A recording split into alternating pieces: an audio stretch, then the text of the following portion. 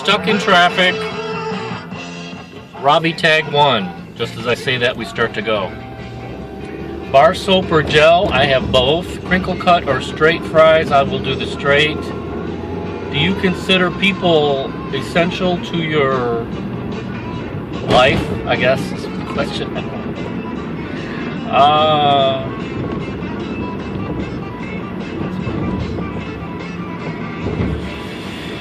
That's a hard one for me, seeing as though I do have social phobia. But I believe I am more intelligent than my social phobia, so I will say yes, people are essential to me, because I love my family and friends, even though I like them to stay at a distance.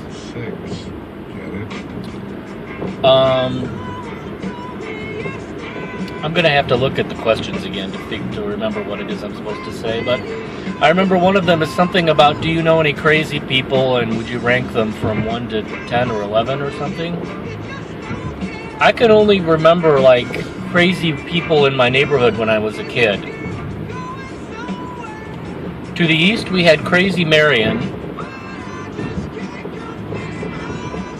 who drove around with a leopard-spotted, vinyl-topped sedan and stood with a cigarette like that with her elbow on her hip, and she'd march up and down the street shouting, "Get out of my way because I got heartburn."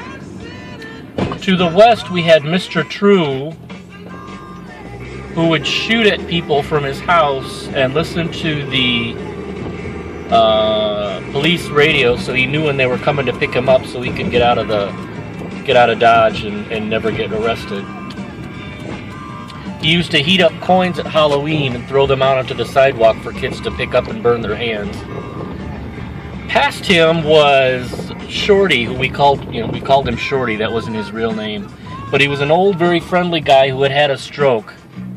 It terrified me because he stood on the sidewalk, insisting on talking to me as I would walk by, and his head was permanently cocked to one side. And because he'd had a stroke, all he could say was "ow, ow, ow, ow, ow, ow."